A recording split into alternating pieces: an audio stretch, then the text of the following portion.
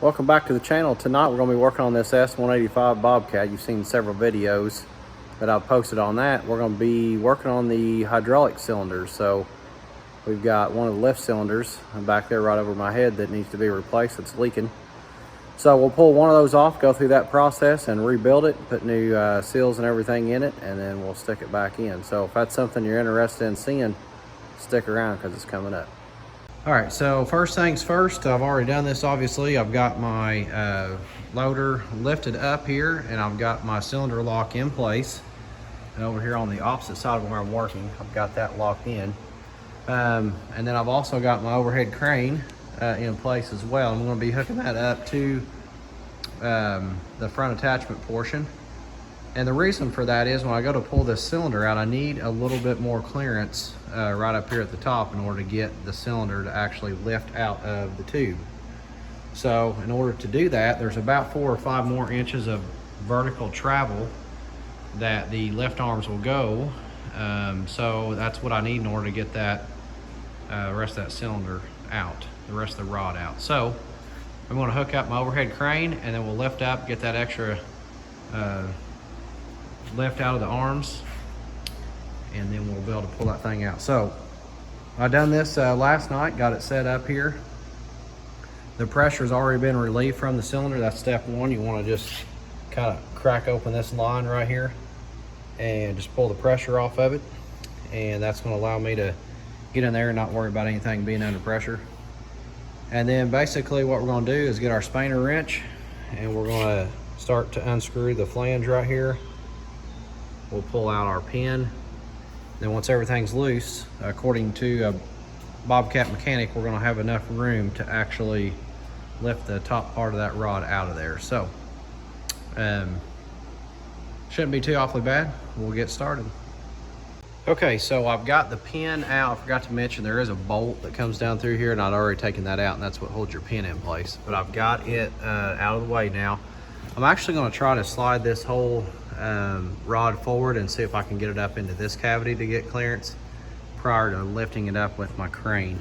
Right now I've got my Spaner wrench hooked up. I just got a cheap one off of eBay. You really don't need anything too special here. This one's worked pretty well for me. So it's fully adjustable. You just adjust it to fit the holes in your cylinder, and then you're going to take a ratchet into these holes and just twist it off there. So that's what I'm going to do next, and hopefully everything will come free as I do this. So let's see what it does.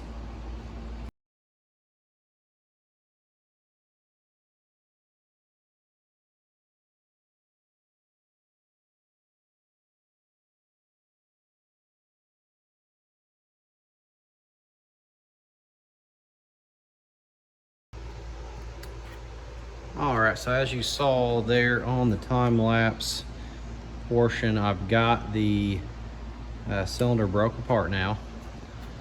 I went ahead and put the pin, it's not actually in it, but just holding it so it wouldn't move around when I was trying to loosen up the end here. So down in here, I still have some oil that you can see that would normally go through this port right there where the line comes out.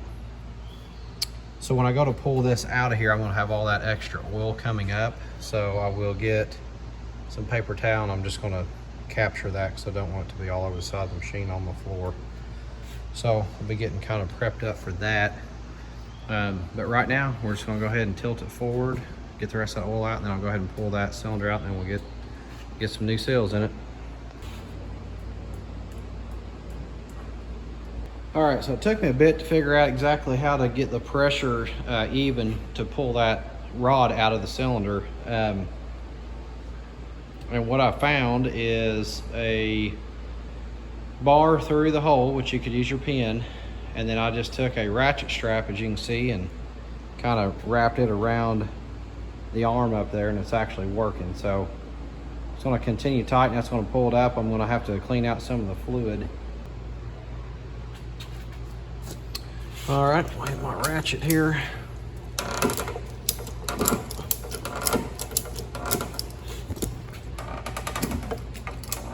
See that coming. I'm getting close here in a minute. That thing may just come on loose. come on free. So this is where I need the additional lift, because the bottom of this thing's probably right here. And I'm already hitting up here, so I need to get it, if I can get into this cavity, that'll gain me a bit.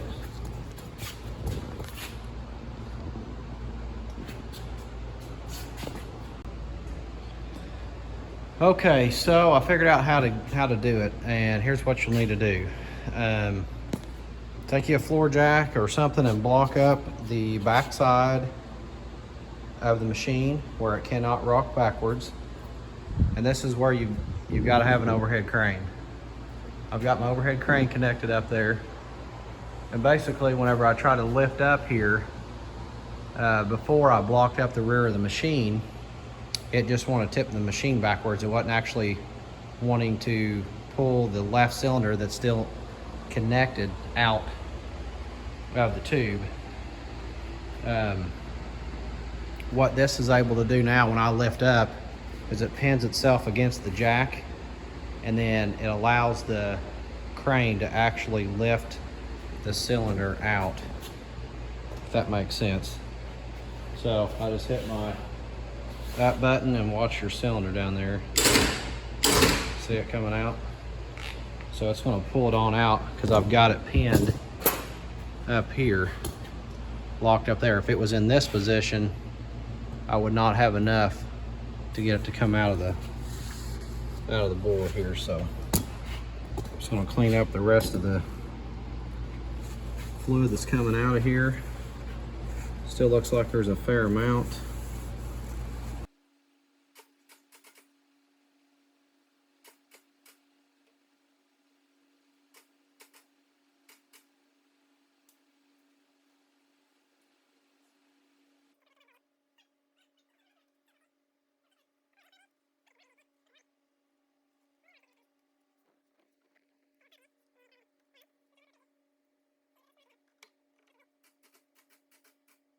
Alright, so I am pretty much maxed out on my crane. And let's see if I can get this thing. He said it was going to be close. Okay,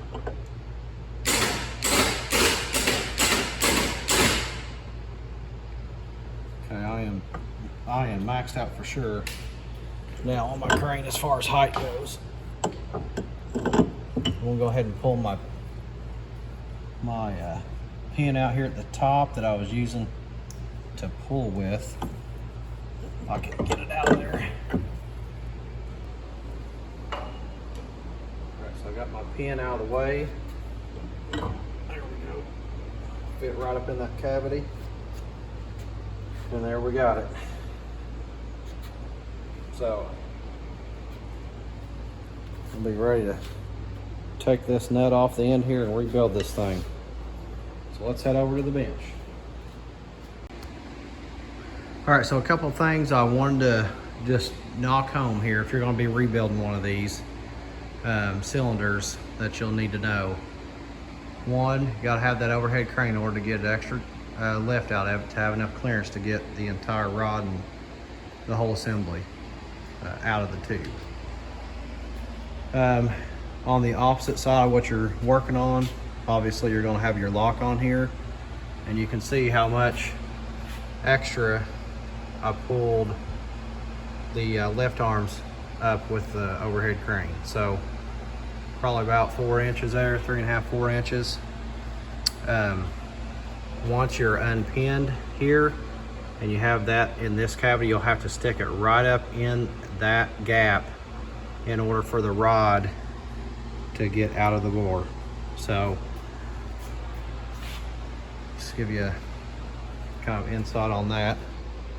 You'll have to jack up or block up the back of that machine to hold it, and that'll give your crane enough lifting power to let the cylinders go ahead and travel on out.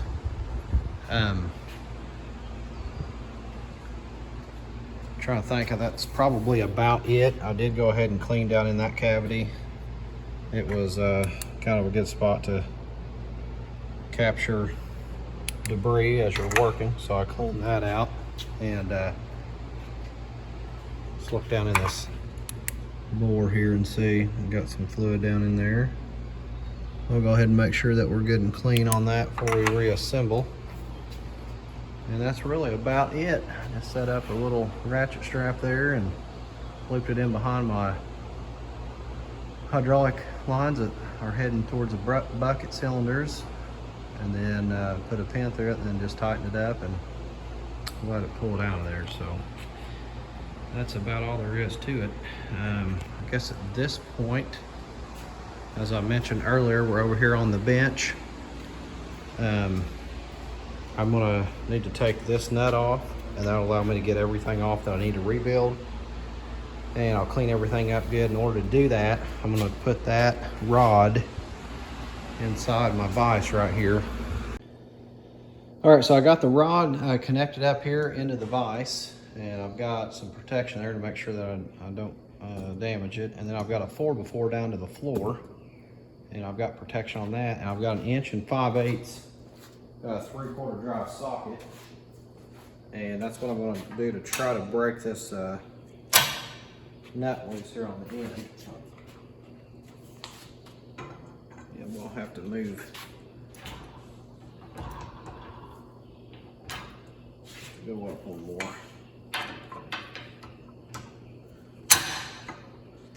Kind of had to stick that thing on there with my mallet, so. All right, let's see if we can break this thing loose.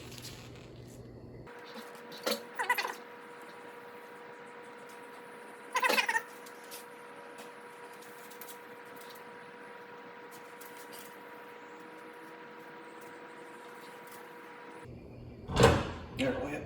Man, I don't know what the torque was on that thing.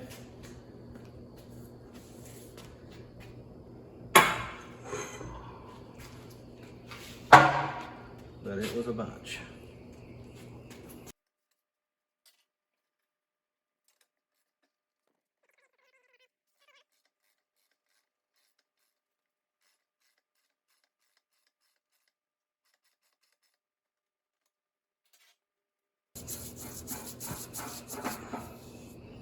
All right, and then the nut gets replaced in the new kit.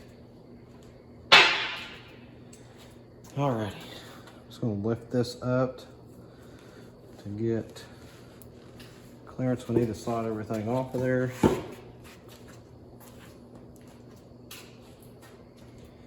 And I'm just gonna take it off, lay it over here on the bench, and in the order it comes off.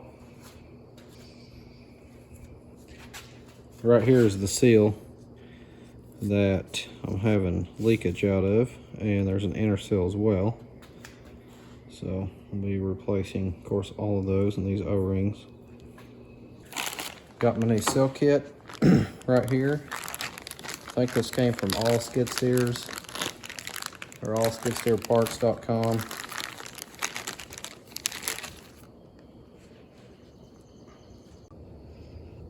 All right, so I've got the old seals and O-rings off. I did go ahead and replace that one, pretty straightforward.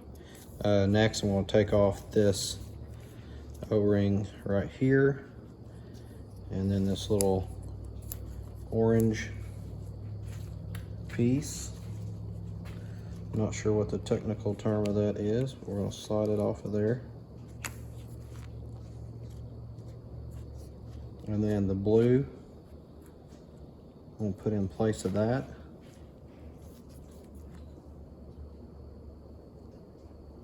I know that blue lines up with this one pretty well too.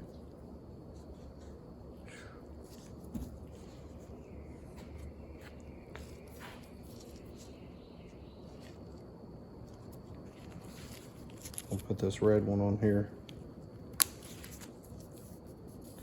I think the red one actually replaces both of these is what it is. And then the blue one is going to replace this cork style of one here. A little different design. I remember the Bobcat mechanic was mentioning something about different styles of seal kits. So, all right, so we got that. Now we need to work on our inner seals. This seal here, like I said, where the spring would be visible, here's the old one.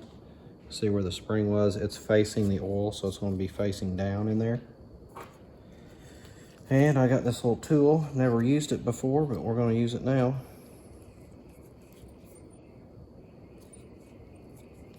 So it looks like it goes the other way. Maybe.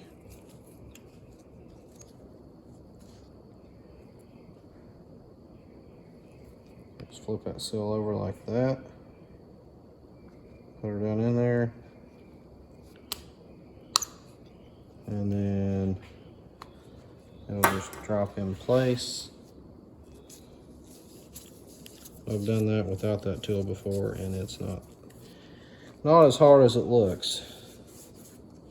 But it wasn't near as easy as that either. So, all right. Next. All right, we got our next seal, which is the wiper. These you can do without the tool pretty easy because you have access to the top side here. You just kind of working in place here.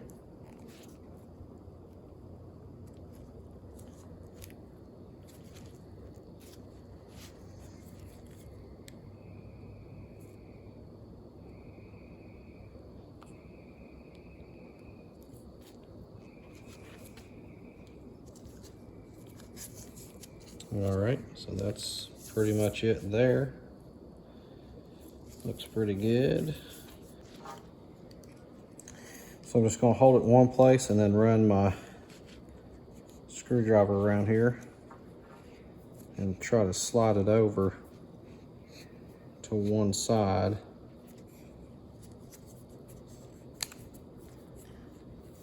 Kind of like I'm peeling orange. Okay, so down in here is that little O-ring we were talking about earlier. So it does not go underneath the red. It goes underneath this blue one, the new one we'll be putting in here shortly.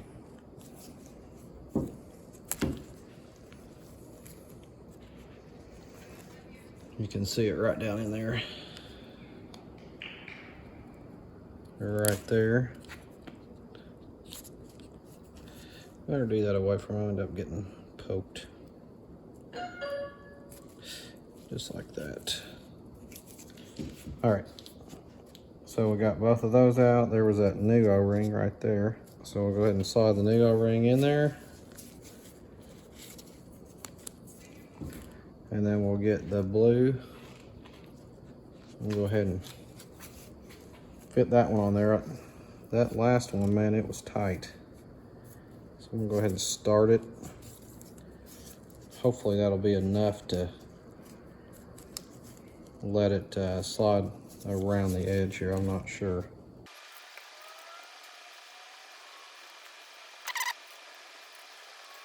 All right, so that thing kind of stretches a little bit. I'm gonna probably let that thing set and hopefully it'll tighten up here before we get this thing put back in place.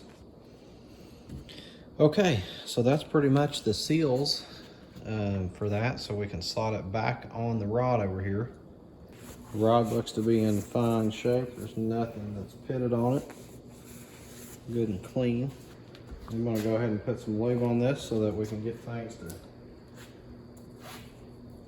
slide.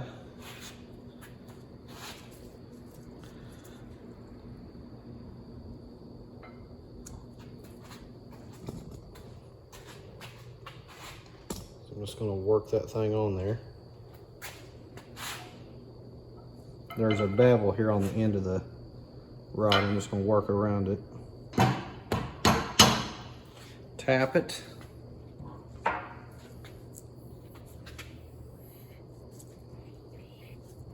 And it's really, I like that. It's good and solid.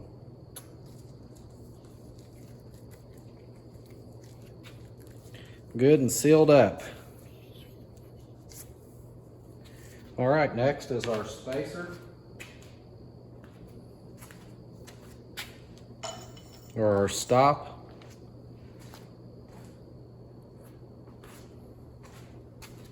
And we're gonna have our end of the rod here.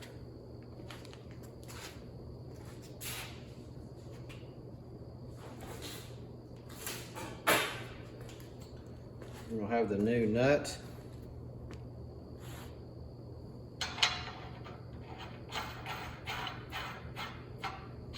All right, so one thing I failed to do is put some Loctite on the back here. I'm gonna use some heavy duty red Loctite on my threads.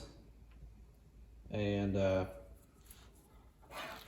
then just help that lock this thing on. I checked with the Bobcat dealer just to verify, and we've got to torque this down to 100 foot-pounds. And that's actually the same amount of torque that you're gonna put on your front cylinders. If you're redoing those for your left cylinders on your bucket, that is what you're gonna set for those as well. So I've got this thing set up to 150.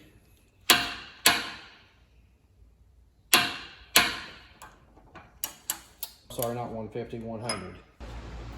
All right, so I've got some lube on the end here. We're gonna go ahead and get this rod back in place here.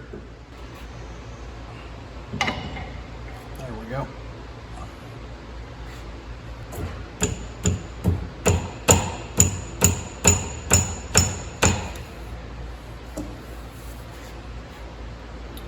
So I need to go down maybe another inch. All right, so all I'm doing is just getting my hole lined up for my pin up here in the top. I'll make sure I got my hole lined up in the pin. That looks pretty good. I'm just looking underneath here on my bracket.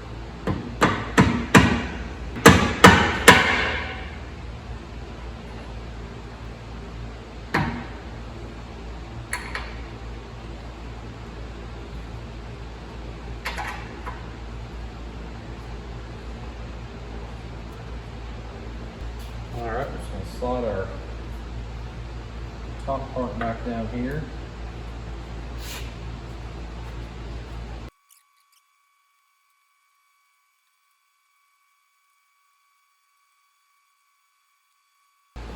All right.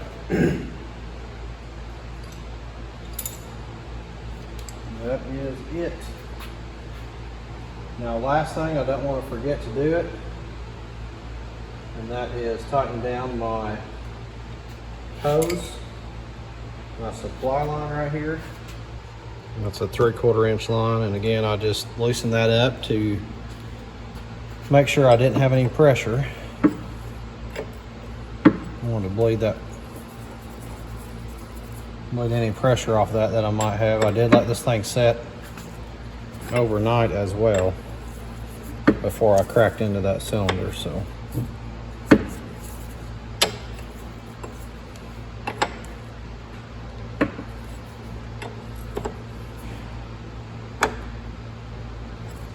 All right, that is gonna do it. All right, well, thanks for watching. That's gonna conclude the video here on this S185 lift cylinder reseal. Hit like, subscribe. Thanks for watching. Share the video and leave a comment below. Have a good day.